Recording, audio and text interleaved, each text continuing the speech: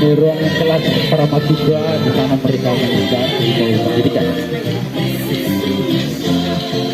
Ada laboratorium tempat para mahasiswa praktek ngajar. Sebelum mahasiswa terjun ke dunia,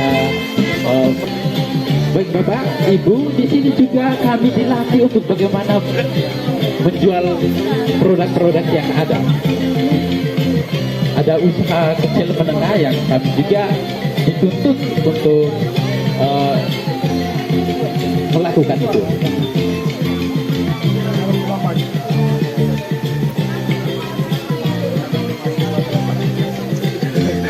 Jadi kami promosi bukan hanya di bagian luarnya, ternyata dalam termasuk toilet juga kami masukkan. Untuk mahasiswa yang tidak berkompeten di sana tuh semua di belakang juga.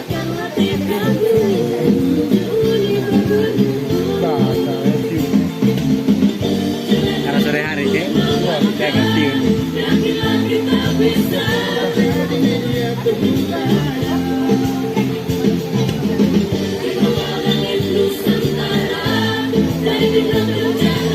Di sini juga ada perpustakaan SKJ. Baik Bapak Mama, itu video profil singkat dari program studi pendidikan ekonomi. Di sana kami, saya sendiri Frater Okto dari DAO, dan juga ada suster. Kami memilih pendidikan ekonomi karena ada banyak alasan. Nanti sebentar saya akan sampaikan alasan kenapa sampai biarawan-biarawati juga masuk sampai di sana. Dan juga ada teman-teman kami dari berbagai daerah, Ulur Timur sampai Manggarai. Bahkan saya sendiri dari Timur, Langgar Pulau. Saya memilih untuk kuliah di program studi pendidikan ekonomi Universitas Flores. Dan juga ada teman-teman kami dari PBSI, mereka juga datang dari berbagai tempat. Silahkan Bapak Mama yang punya anak bisa juga, tidak perlu harus jauh. Kualitas seseorang bukan ditentukan dari universitas, tetapi dari diri kita sendiri. Amin. Amin. Oke, saya yakin bahwa sesudah ini ada figur-figur yang akan juga muncul di sana. Oke, selanjutnya saya serahkan mic kepada MC untuk membuka acara ini dengan resmi. Waktu dan kesempatan kepada MC saya berikan. Baik, kepada para dosen, Bapak Lurah, kami persilakan untuk duduk di tenda yang telah disediakan. Pada Bapak, kami persilakan.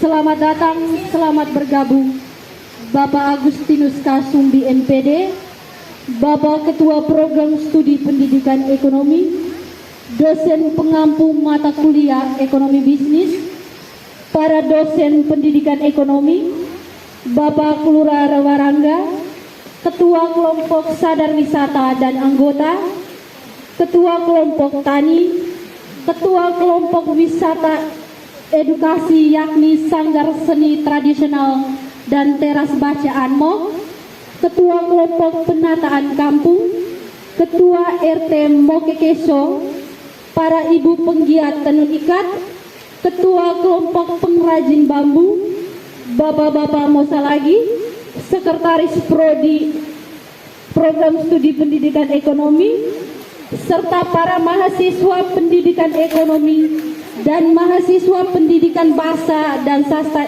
sastra Indonesia serta para wartawan. Dusun Mokageso adalah sebuah dusun yang dipayungi oleh Kelurahan Rewarangga. Ada banyak potensi yang terlihat oleh mata yang harusnya disentuh oleh dunia pendidikan. Dalam hidup perlu kolaborasi. Hal ini sesuai dengan apa yang dikatakan sang empunya.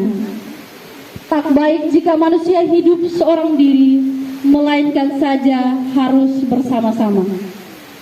Untuk tidak memperpanjang kata, mari kita ikuti acara kita yang pertama. Mari kita bersama-sama menyanyikan lagu Indonesia Raya.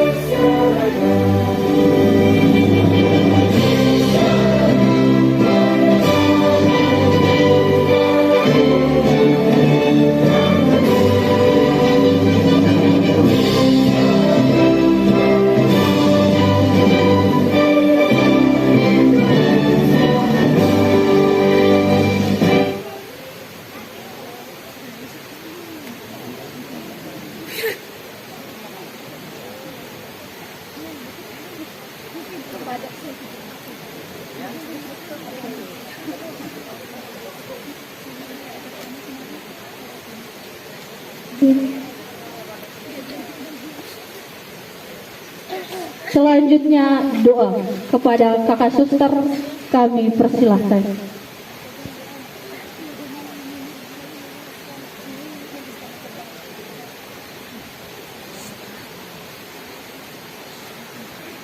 Bapak Ibu, kita semua yang hadir di sini, mari kita menyiapkan hati dan batin kita.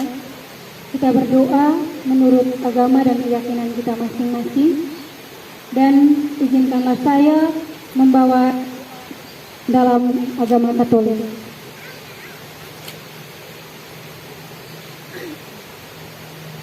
Marilah berdoa dalam nama Bapa,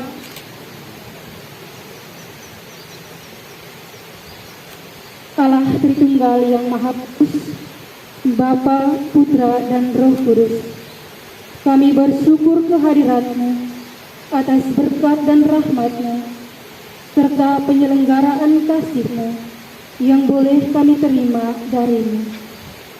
Kami menghaturkan pujian hati kami atas kemurahan-Mu yang memperkenankan kami untuk boleh menikmati keindahan alam ciptaan-Mu dan boleh berkumpul bersama di tempat ini untuk ada bersama dalam diskusi santai meningkatkan strategi UMKM di Kelurahan Rewarangga untuk mampu bersaing di era Society 5.0. Utuslah Roh Kudus-Mu untuk menerangi hati dan pikiran kami masing-masing.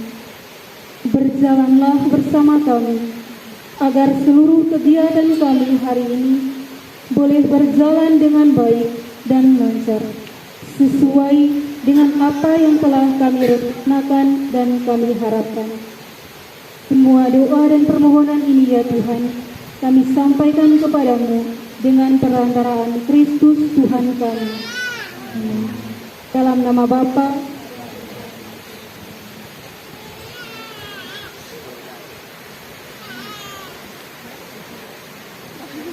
Terima kasih kepada kakak suster yang telah membuka kegiatan kita pagi hari ini dengan doa. Kepada kedua teman kami yang pemateri, kami persilakan untuk bergabung di tenda bersama para dosen.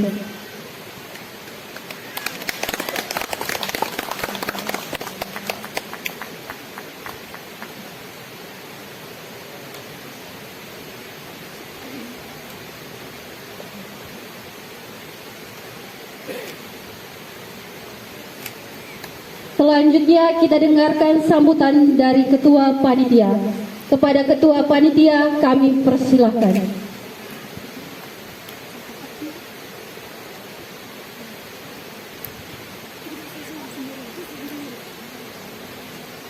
Assalamualaikum warahmatullahi wabarakatuh.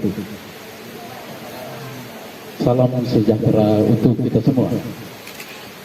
Salam Namo Buddhaya. Om Swastiastu. Salve. Salam kebajikan. Salam literasi. Salam Pancasila. Salam Pancasila. Yang terhormat Wakil Rektor Bidang Akademik atau yang mewakili, yang saya hormati Ketua Program Studi Pendidikan Ekonomi, yang saya hormati dosen pengampu mata kuliah Komunikasi Bisnis, yang saya hormati para dosen pendidikan ekonomi, yang saya hormati Bapak Lurah Rewarangga, yang saya hormati Ketua Kelompok Sadar Wisata dan Anggota, yang saya hormati Ketua Kelompok Tani, yang saya hormati Ketua Kelompok Wisata Edukasi, yakni Sanggar Seni dan Tradisional dan Terasi Bangsa Anmok, yang saya hormati Ketua Kelompok Penataan Kampung, yang saya hormati Ketua RT Moke Keso, yang saya hormati para ibu penggiat tenun ikat, yang saya hormati Ketua Kelompok Pengrajin Bambu, serta mahasiswa pendidikan ekonomi dan mahasiswa pendidikan bahasa dan sastra Indonesia yang saya cintai. Singkatnya, hadirin yang saya banggakan. Puji dan syukur kita panjatkan kepada Tuhan Yang Maha Esa atas penyertaannya sehingga kita semua berkumpul di tempat ini dalam keadaan sehat walafiat. Kegiatan ini diselenggarakan atas dasar timbangan yang matang oleh para mahasiswa Prodi Pendidikan Ekonomi bersama dengan dosen pengampu mata kuliah Komunikasi Bisnis. Sesuai perkembangan zaman yang tidak bisa kita kendali, maka kita perlu mempersiapkan diri untuk tetap berjalan dalam perkembangan dan memanfaatkan perkembangan teknologi itu sendiri. Tema yang diusung oleh panitia pelaksana adalah meningkatkan strategi UMKM di Kelurahan Rewarangga untuk mampu bersaing di era Society 5.0. Kampung Moke Keso merupakan salah satu para pelaku UMKM yang nyata. Potensi-potensi yang ada di kampung ini telah menyentuh para kaum pendidik untuk berkolaborasi bersama demi memajukan kampung Moke Keso ini.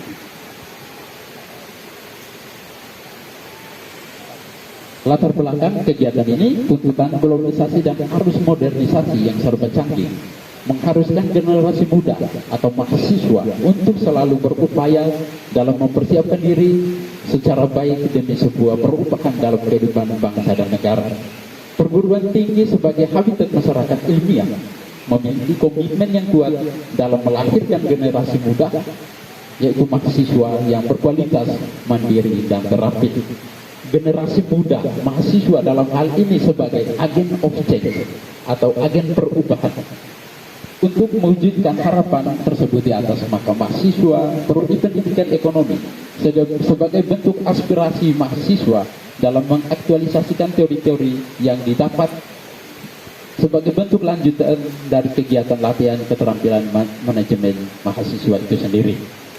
Tujuan kegiatan, pelaksanaan kegiatan diskusi santai adalah mengembangkan wawasan dan meningkatkan kearifan dalam meningkatkan potensi-potensi yang ada di kampung Moke Keso ini.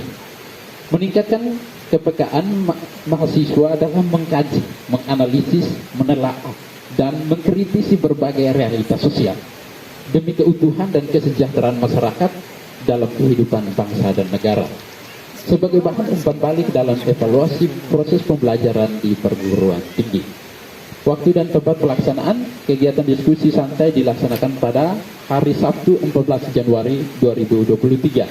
Tempat Private Tubing, Dusun Mokekeso, Kelurahan Rawarangga, Kecamatan Endi Timur, Kabupaten Endi. Manfaat kegiatan: 1. Sarana mensejahterakan masyarakat. 2. Upaya pemerataan ekonomi rakyat.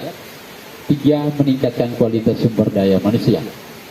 Pelaksanaan: pengaplikasian mata kuliah melalui keputusan bersama.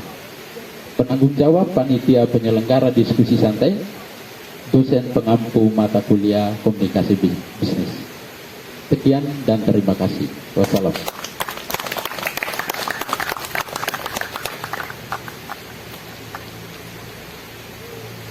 Terima kasih kepada Ketua Panitia yang sudah melaporkan latar belakang kegiatan kita pada hari ini. Selanjutnya kita dengarkan sambutan dari Bapak Lurah Rawarangga. Kepada Bapak kami persilahkan.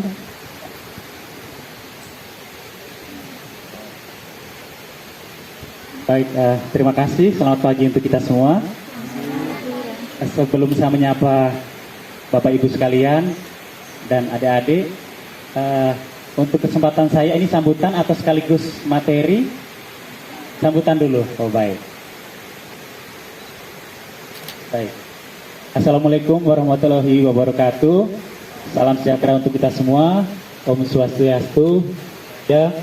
Salam kebajikan, salam literasi dan salam Pancasila.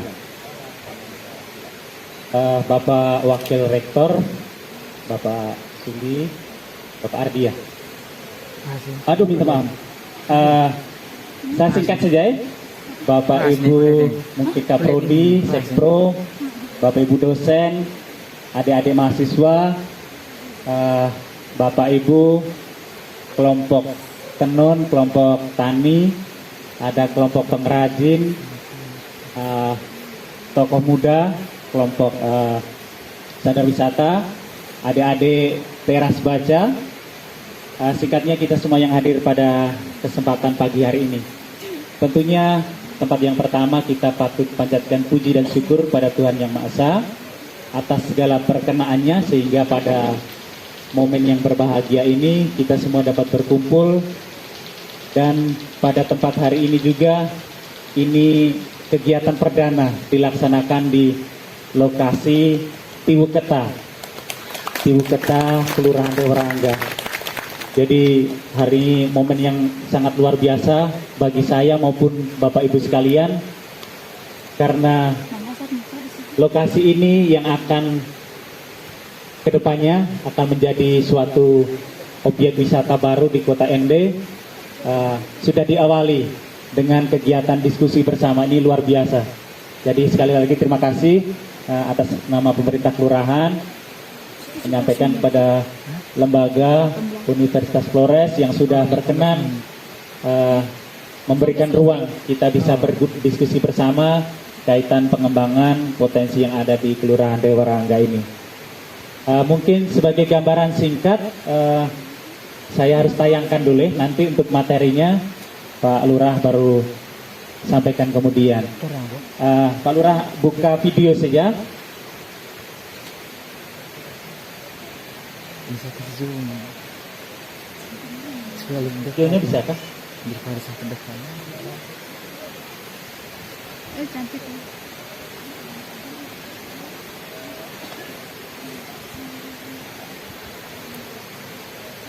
Bisa sumpah katanya. Tunggu lepas nih dari lepas ini harus sama dia. Oke, problem sambutan. Ada sambutan Kipro juga. Oh, ini yang sampai. Iya, Grace selama saja. Grace. Dia selama saja. Dia sendiri begini. Hanya diam begitu.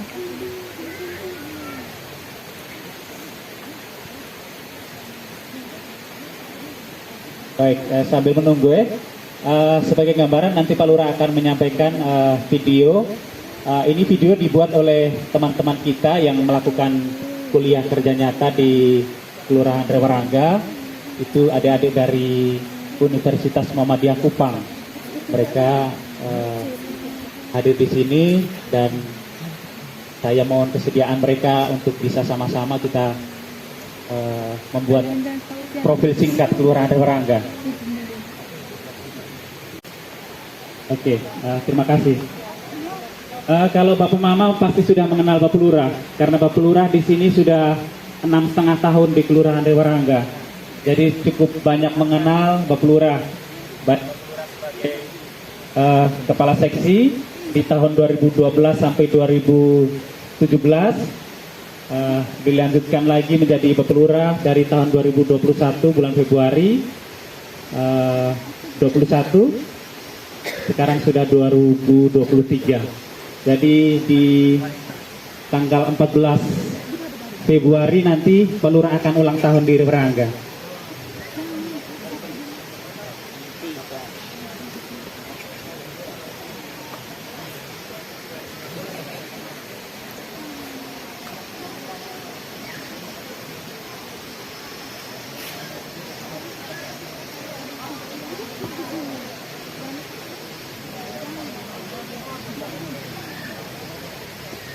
Baik, Bapak Lurah lanjutkan dulu ya. Nama Bapak Lurah Antonius Andrianto, sarjana sosial, biasa dipanggil Pak Andre. Kalau di akun Instagram itu Mas Andre. Iya, nanti adik-adik bisa lihat di akun Instagram Mas Andre. Kalau kelurahan juga Kelurahan Rewarangga. Jadi semua kegiatan Bapak Lurah ada di sana. Itu yang pertama. Yang kedua, kaitan dengan pemberitaan, Bapak Lurah juga sudah punya semacam berita lah kecil-kecilan. Itu kalau di Google ada Rewarangga News. Itu biasa Bapak Lurah hobi menulis lah. Menulis. Bapak Lurah juga sudah menularkan di Ibu Vandar. Ibu Vandar sekarang sudah jago juga nulis berita di apa? Unmok News. Jadi nanti Om Obi bisa kalah nanti. Om Obi kebetulan teman-teman dari media TVRI sama. Jadi Ibu Vandar saya harapkan semakin giat untuk mempromosikan teras baca maupun Kelurahan Rewarangga. Yang berikut Bapak Lurah asalnya dari, ada yang tahu? Kalau warga jangan, kalau yang adik-adik mahasiswa. Belum tahu. Ada yang tahu tidak ini Bapak Lurah? Kalau dari face-face-nya orang mana Bapak Lurah? Manggarai. Iya. Bapak Lurah dari Semarang. Jadi untuk mengabdi di ND, Bapak Lurah mungkin seumur kalian. Sekarang mungkin kalian usia berapa? 19, 20 ya? 20. Iya, kalian belum lahir Bapak Lurah sudah di Rewarangga. Sudah di ND. Bapak Lurah masuk di ND tahun 2000 pas. Seperti itu. Untuk keluarga, Bapak Lurah sudah berkeluarga, anak 1, mungkin adik tingkat. Bapak Lurah anak sudah kuliah. Mungkin Bapak dosen juga ini. Bapak Lurah punya anak sudah kuliah di salah satu kampus di Jogja, di kampus Atmajaya. Sudah semester ini masuk semester 2 ya Pak? Ya, semester genap ya. Sudah masuk semester 2. Karena mereka sudah ujian Desember kemarin sudah ujian, sekarang Januari sudah masuk di semester 2. Itu. Tinggalnya di Dona, kalau di sini di ND di Dona. Jadi kalau ada mahasiswa yang rumah Dona pasti kenal saya. Kalau tidak ya terlalu itu. Gitu. Baik. Terkait dengan kondisi ataupun profil Kelurahan Rewarangga secara visual nanti akan ditampilkan. Tetapi gambaran umum bahwa Kelurahan Rewarangga ini kelurahan rasa desa. Kenapa saya sampaikan begitu? Karena sebagian besar masyarakat maupun secara topografi lebih nampak desa daripada kelurahan. Dengan jumlah penduduk 2.141 jiwa di Kelurahan Rewarangga dengan 526 KK, ada 14 RT, 4 RW. Ya luar biasa. Saya harus menjangkau seluruh warga saya. Sebagai gambaran mulai dari start kilometer 6, kilometer 7 itu sampai menuju Nobosi. Mungkin kalau adik-adik belum pernah ke Rewarangga bagian ujung, nanti adik-adik bisa berdiri di jembatan kilometer 10 baru melihat ke atas, itulah ujungnya Rewarangga di atas sana. Seperti itu. Untuk luas Rewarangga kurang lebih 10 km persegi sesuai dengan peta yang ada.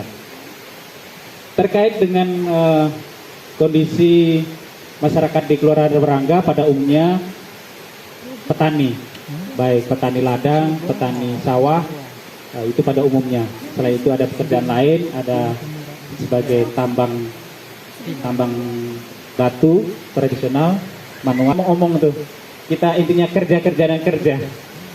Besar harapan kegiatan ini tidak hanya berlangsung di hari ini saja, diharapkan tetap dapat berlanjut di kemudian hari, dan pada kesempatan berikutnya tentunya harapannya suasana akan lebih berbeda. Adik-adik, Bapak Ibu sekalian datang ke sini sudah berbeda. Sini sudah menjadi tempat wisata baru untuk kelurahan maupun Kabupaten ND. Mungkin itu saja yang dapat saya sampaikan. Nanti terkait dengan materi ataupun diskusi kita bisa berdiskusi bersama. Itu saja yang dapat saya sampaikan. Sekali lagi terima kasih untuk kita semua dan selamat siang. Selanjutnya kita dengarkan sambutan dari Ketua Program Studi Pendidikan Ekonomi. Kepada Bapak kami persilahkan.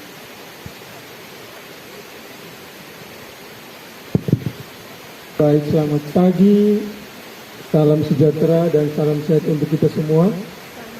Yang saya hormati Pak Lurah, Bapak Mama, ini teman-teman orang muda yang santai, lagi duduk santai, adik-adik mahasiswa, Ibu Pandar dan semua yang hadir di sini.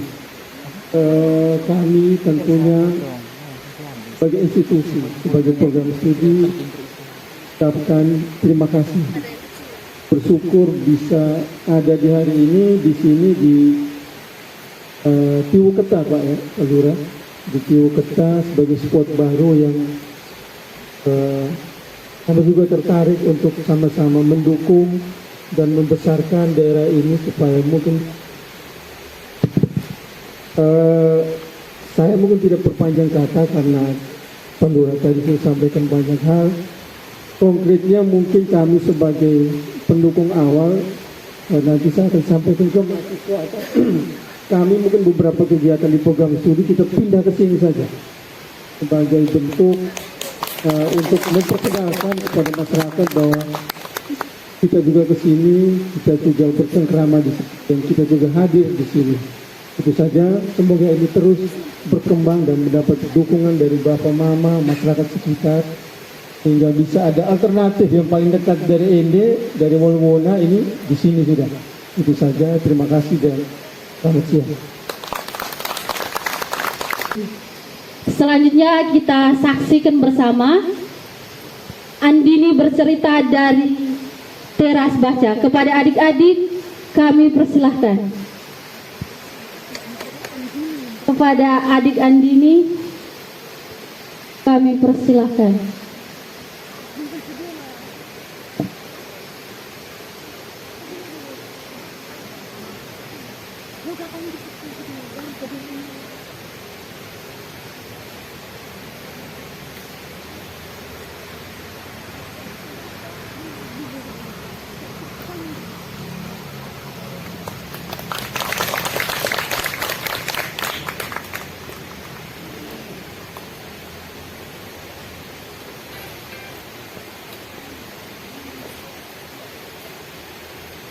Halo Bapak Ibu sekalian, halo kakak-kakak, halo teman-teman. Perkenalkan, nama saya Mariana Andini Dama, biasa dipanggil Andini. Saya dari Teras Baca Anmok. Saya sekolah di SMP 2. Saya akan menceritakan tentang Marilonga Pahlawan ND.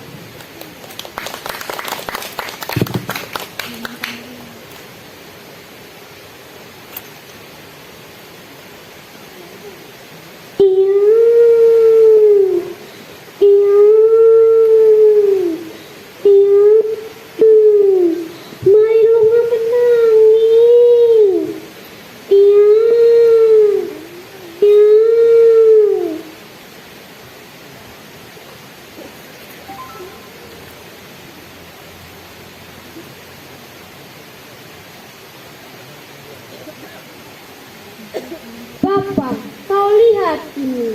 Dari tadi Leba terus menangis, badannya pun panas. Yo Momo, mari kita bawa ke Bapak tua dulu. Tunggu Bapak, saya siap-siap dulu. Marilonga lahir pada tahun 1855. Ayah Marilonga bernama Longaroa dan ibunya bernama Kembakuri. Awalnya Marilonga disapa Leba. Wah, nama kecil yang indah kan teman-teman. Aku sakit, gigil. Panas tak turun-turun.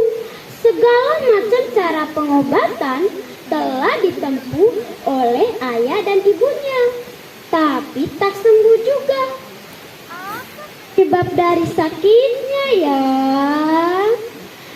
ternyata efek dari nama kecil yang indah tadi teman-teman. Nama tadi sebenarnya tak bagus untuk kesehatan Marilonga, sang pahlawan Indi. Akhirnya nama Leba diganti menjadi Marilonga. Nah, nama Marilonga ini diambil dari nama sejenis pohon hutan yang kulitnya pahit dan batangnya sangat keras. Sedangkan Longa adalah nama depan ayahnya, yakni Longaroa. Keren kan teman-teman? Mau tahu keseharian Marilonga bersama ayahnya teman-teman? Marilonga tumbuh dan berkembang hingga dewasa bersama ayah dan ibunya. Sehari-hari mereka berburu mencari babi hutan dan kera. Karena babi hutan dan kera saat itu merupakan hama bagi tanaman seperti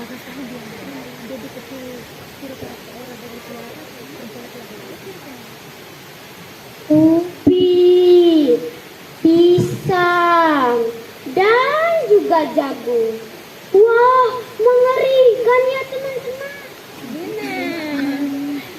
Teman-teman, pada tahun 1855, ketika Belanda masuk di ND, rakyat sangat tertekan. Belanda selalu menekan rakyat dan mengadu domba suku-suku yang ada di Rio dan ND.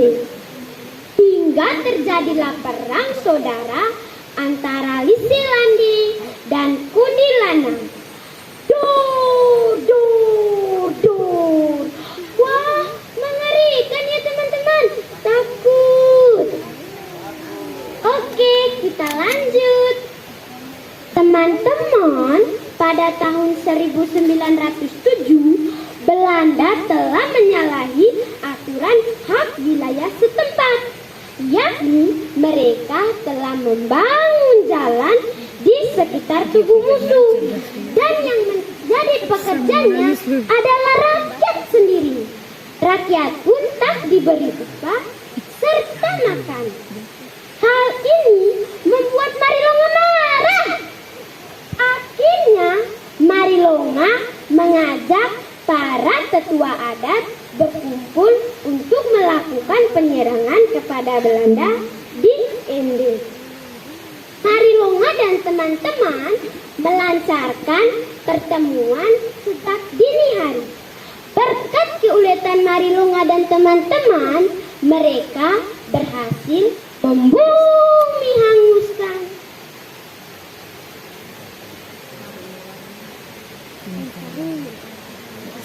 teman-teman. Ada moto yang diucapkan Marilonga ketika memenangkan pertempuran melawan Belanda. Yuk kita dengarkan. Aku Marilonga, Sapoka Kelintota, Savivi Ivavora, Angite Ivale, Viru Ivanggengu. Aku Marilonga, Anamamorowa, Topodoga, Tau Iva Paru, Bela Iva Velu, Ngoso Tei Embe. Yang artinya, saya Marilonga, Kisatria Lio Utara, kaki gunung Kelindota, tidak pernah gentar menghadapi musuh.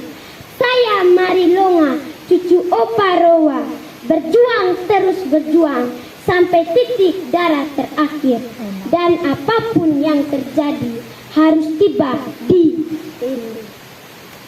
Sekian cerita dari saya.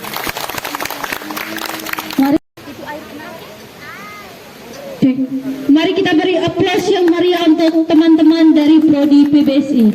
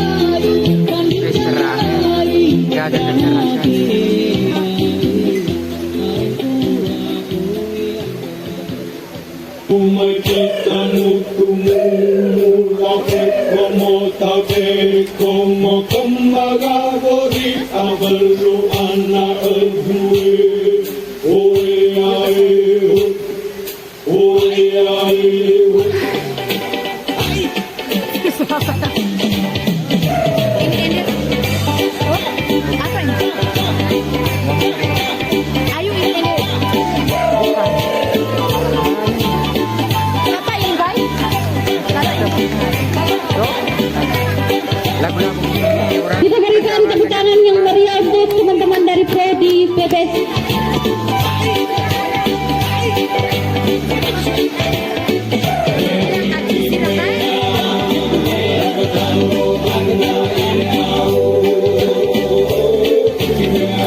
Andini, maju ke depan ayo.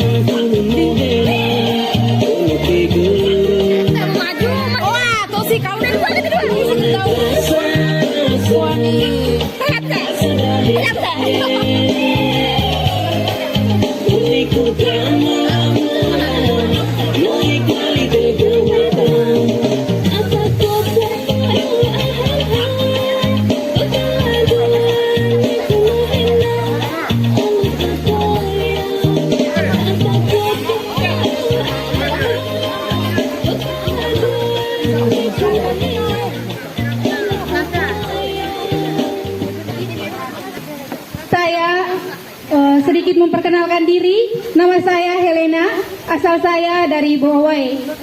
Saat ini saya kuliah di Universitas Flores, program studi Pendidikan Ekonomi semester 3. Saya dari Biara SSPS. Yang di ND ini ada di bawah Pantek, dekat Pantai Kota Raja atau yang biasa dikenal dengan Rumah Sakit Misi.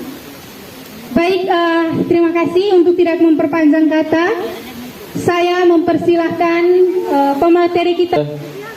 Selamat siang untuk kita semua. Yang pertama, terima kasih kepada dosen pengampu mata kuliah yang kemudian menyeimbangkan antara teori dan praktik, dan pada hari ini di kesempatan yang indah ini kita kemudian duduk bersama, kita berdiskusi bagaimana menatap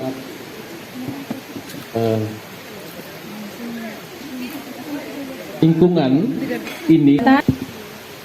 Sebelum saya melanjutkan pemaparan materi singkat saya, izinkanlah saya untuk memperkenalkan identitas saya. Nama lengkap saya Eltrina Jelita Fia. Saya berasal dari Manggarai Timur, khususnya di Kecamatan Kota Komba, Desa Golotola. Baik, materi saya hari ini yaitu tentang peluang usaha mikro kecil dan menengah atau UMKM dengan mengolah barang bekas. Singkat saja kita langsung pada pengertian UMKM. Pengertian UMKM diatur dalam Undang-Undang Republik Indonesia Nomor 20 Tahun 2008 tentang UMKM.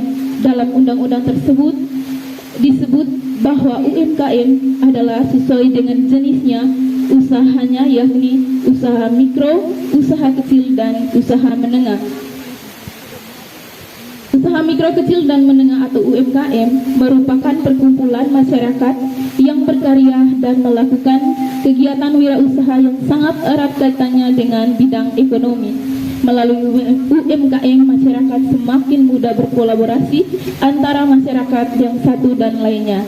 Tentu kita ketahui bersama bahwa Kelurahan Dewarangga ini terdapat beberapa penggiat atau pelaku UMKM yang dalam bentuk kelompok seperti Teras Baca. Perkenalkan, saya Helena Rosalia Parera, salah satu dosen pengajar di program studi Pendidikan Ekonomi. Terima kasih hari ini sudah menerima kami di sini untuk berdiskusi berkaitan dengan mata kuliah komunikasi bisnis.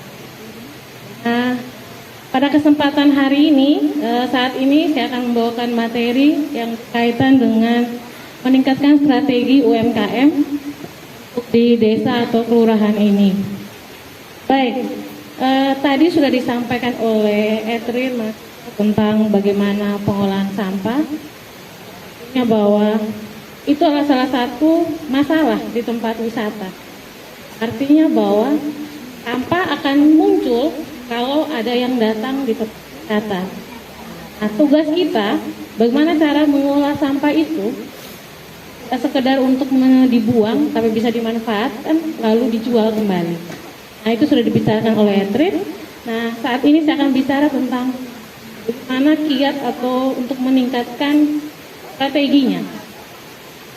Secara sederhana, saya sampaikan secara sederhana saja. Ada 5 hal poin penting yang Bapak Mama harus pahami dulu. Saya sampaikan bahasa secara sederhana. Baik, jadi kalau kita mau membuat usaha, itu poin pertama yang harus diingat Bapak Mama atau adik kakak semua. Yang pertama harus membuat perencanaan dulu, atau business plan. Jadi kalau tempat ini besok-besok atau kita mau susun nih, tempat kita mau dikenal oleh banyak orang, maka rencananya kita mau buat usaha apa dulu. Yang mama-mama terus pikir yang terlalu susah atau apa, makanan lokal itu bisa dijual. Pisang, punya ubi, Jangan diolah menjadi pisang keju. Itu nasional, tidak usah. Yang lokal saja. Punya di sini jual yang benar-benar khas dari desa ini apa? Reorangga itu banyak pisang, banyak ubi. Cari ubi dari sini kan? Kemana? Tapi intinya ubi ende itu pasti enak. Jangan hanya karena di sini ada nobosi, ubi nobosi yang enak. Tidak semua ubi nobosi enak. Kita punya ciri khas rasanya. Kalau kita ada pisang, ada kelapa, ada ubi, itu bisa diolah. Secara sederhana misalnya orang itu kalau datang pasti kalau mandi misalnya mandi kali toh pasti butuh makan. Bapak mama tinggal lihat ini bisa dijual apa ini. Bisa ngerebus dengan apa itu bisa sudah dijadikan untuk usaha. Yang penting rencana dulu. Bikin bisnis plan, perencanaan. Saya mau buat usaha apa? Ini ada tentang sanggar tari, ada taman baca. Lalu nanti ini besok nanti dikembangkan, bapak mama harus bikin perencanaan. Saya mau buat apa? Atau ada tenun kan, tenun-tenun itu. Orang datang beli tenun, sarung hasil tenun, mama bapak bisa tawarkan sambil menunggu ada makanan lokal yang bapak mama jual. Jadi sederhana saja. Jadi yang lokal orang itu datang tidak usah cari yang mewah. Ubi rebus, pisang goreng dengan sambal, ngetah itu setahu saya cuma ada di Ende, Flores. Kalau Jawa urat, tapi kalau ngetah, kenapa tidak kita jual itu? Jadi bapak mama bisa buat perencanaan. Oh kalau ke depan sudah mulai ada ini wisata yang pasti, saya jual itu. Pertama bisnis plan, buat perencanaan. Terus yang kedua, ini memiliki standar operasi. Standarnya memang harus standar operasi prosedur. Bapak mama bisa sederhana nih standarnya. Kalau mau jual pisang rebus, harus punya kualitas pisang yang bagus. Jangan bapak mama petik belum waktunya sudah potong. Itu standarnya orang bilang gini, bagaimana pisang rasanya ini? Karena menurut saya pisang ende itu lebih enak kalau dibikin keripik, kepok. Tapi syaratnya satu, harus benar-benar matang pohon, artinya sudah siap untuk dipanen. Jangan sampai belum panen tapi sudah dipotong. Lalu dikarbit, ya rasanya juga akan ini. Nah, standar sederhananya untuk kita, ibu-ibu atau mama bapak di sini adalah standar itu. Sesuatu yang di pohon harus dipetik, harus sudah waktunya. Ubi juga sama. Panitia dari Pendidikan Ekonomi yang sudah mempercayai saya dari sastra Inggris untuk membawakan materi pada hari ini. Jadi yang pertama-tama perkenalkan, nama saya Maria Pradisanti, biasa dipanggil Santi. Saya dari program studi sastra Inggris Universitas Flores. Asal kampung dari Manggarai Barat, Golobelu. Jadi kebetulan kami yang materi 2 orang ini dari Manggarai semua. Ya, jadi pada kesempatan ini saya akan tadi berbau bahasa Indonesia, sekarang kita sedikit beralih ke bahasa asing, bahasa Inggris. Mungkin ini saya di sini sedikit sudah mengenal tentang bahasa Inggris. Saya juga tidak tidak terlalu mahir dalam bahasa Inggris, tetapi setidaknya ada bayang-bayang tentang bahasa Inggris, ya, dari percakapan. Dan tidak dapat dipungkiri bahwa desa ini adalah desa pariwisata. Jadi ini saya, mama saya yang ada di sini. Jadi kita juga harus belajar bahasa Inggris. Jangan menganggap bahwa kita ini hanya orang kampung tidak belajar bahasa Inggris. Jadi kita harus belajar juga. Karena kalau tempat pariwisata itu otomatis para pengunjungnya banyak. Bukan hanya dari wisatawan lokal kita saja, tetapi wisatawan asing juga. Dan mereka itu ke sini otomatis menggunakan bahasa Inggris. Kenapa mereka menggunakan bahasa Inggris? Karena bahasa Inggris itu seperti yang kita ketahui itu bahasa internasional. Ya, untuk adik-adik saya yang di Taman Baca silahkan merapat. Ya, yang dari teras baca silahkan merapat. Silahkan merapat, ayo. Ya, baik. Jadi tolong moderator untuk slide pertama. Slide pertama. First slide.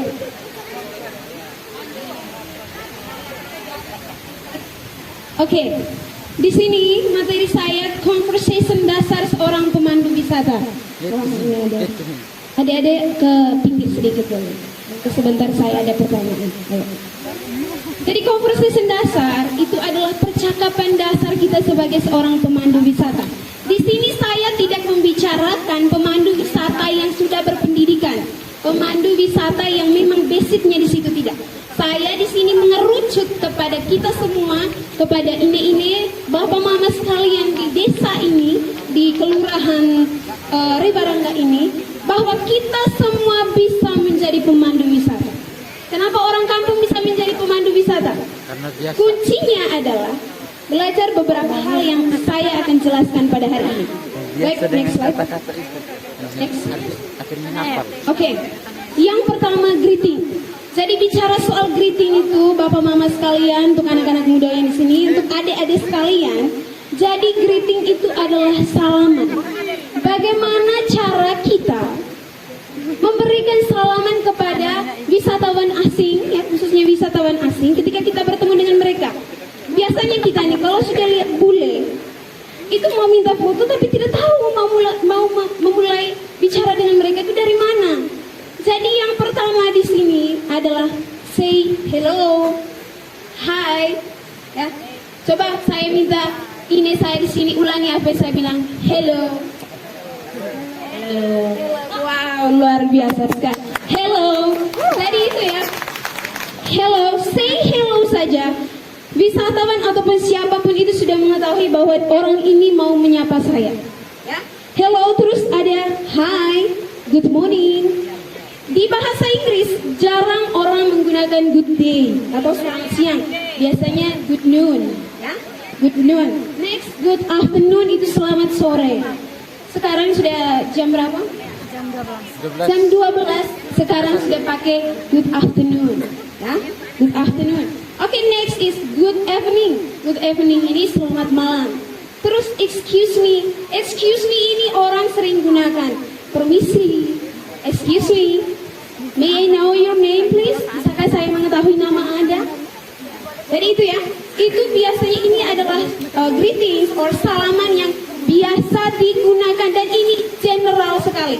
Ini umum, ini orang-orang itu biasa setiap hari mungkin mereka bertemu dengan wisatawan asing pasti menggunakan frasa-frasa di dalamnya, ya.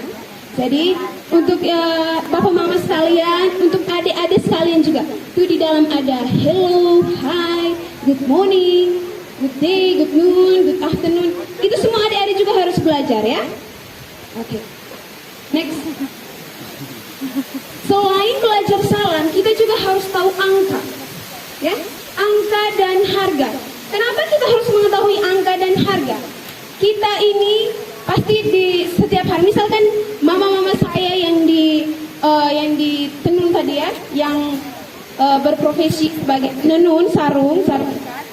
Jadi kita tidak dapat pungkiri bahwa menyebutkan berapa sarung, 2 sarung, 1 sarung, or berapa harganya, baik itu 120.000, baik itu 20.000 maupun 2 juta, itu pasti kita harus mengetahui bahasa Inggrisnya apa. Misalkan dari numbernya dulu, dari angka, kita itu harus tahu 1, 2, 3, 1, 2, 3, and sampai 100 atau sampai 200 itu kita harus mengetahui bahasa Inggrisnya. Setidaknya bekal itu ada, 1 sampai 10 bahasa Inggris itu setidaknya tahu ya. 1, 2, 3, 4, 5, 6, and etc. Oke, next. Yang berikut penunjuk arah. Ini penunjuk arah ketika bule menanyakan, oh rumahnya Bapak Lurah di mana? Gitu kan? Lah kita mau jawab bahasa Inggrisnya bagaimana? Di sini penunjuk arah, mungkin yang di sana tidak bisa lihat, itu ada near, behind, near misalnya near river. Pak rumahnya Bapak Lurah itu dekat kali, misalkan begitu. Terus behind, di belakang. Misalkan behind the hospital, di belakang rumah sakit. Terus ada turn right, itu belok kanan, misalkan belok kanan mau kemana. Terus turn left, dan seterusnya. Di sini banyak sekali. Dan Kita lanjut saja. Ini adalah contoh percakapan ketika menanyakan penunjuk arah. Ya, yang pertama itu just turn the right and you'll find the cinema. It's in front of the center park. Dan bahasa Indonesianya belok ke kanan dan kamu akan melihat bioskop.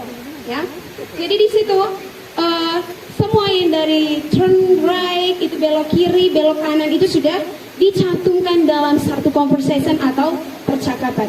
Jadi Mama sekalian, untuk penunjuk arah itu penting kita belajar ya. Dari belok kiri, lurus, itu bahasa Inggrisnya apa. Jadi dasar-dasar itu harus ada. Saya tidak berbicara sebagai seorang anak sastra.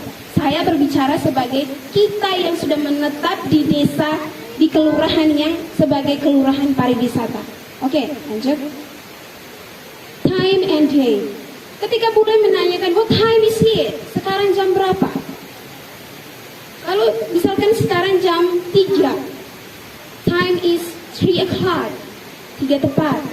Jadi angkanya kita tahu saja. Dari angka 1, 2, 3. Dari angka itu kita bisa tahu harga, kita bisa tahu waktu.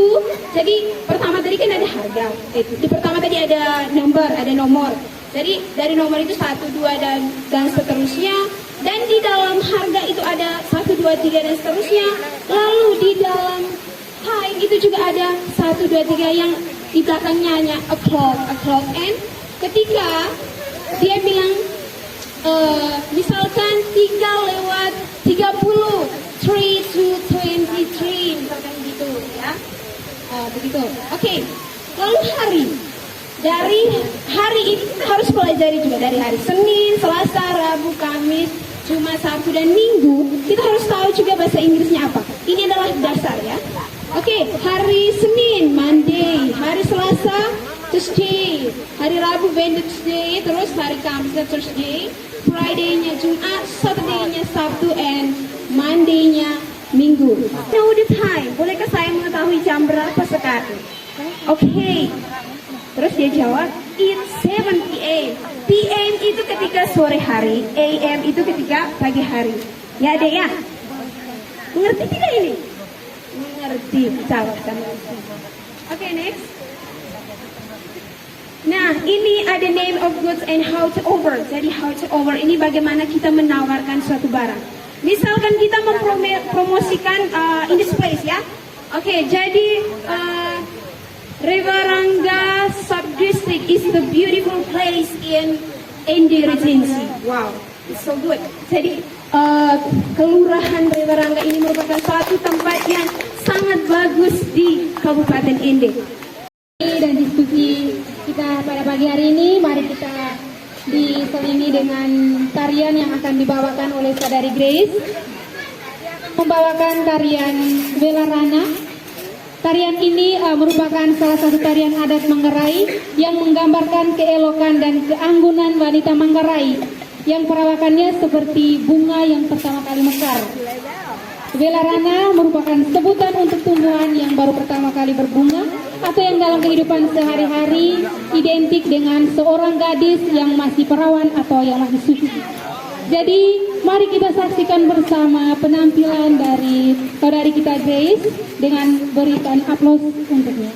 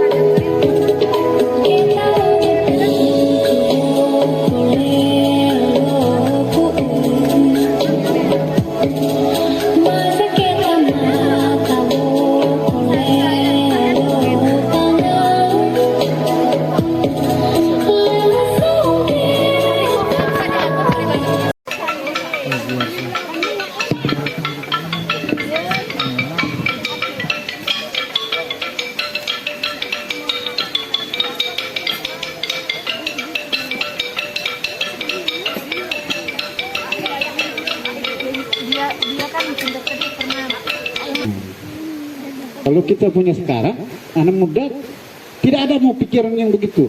Pikirnya kerja hari ini harus langsung dapat. Itu. Hari ini hasilnya hari ini harus langsung dapat uang. Kalau saya tidak, harus bertahap. Dan kita harus banyak tabah. Pertanyaannya begini Bapak, apa yang menggerakkan Bapak sampai bisa mencukupi?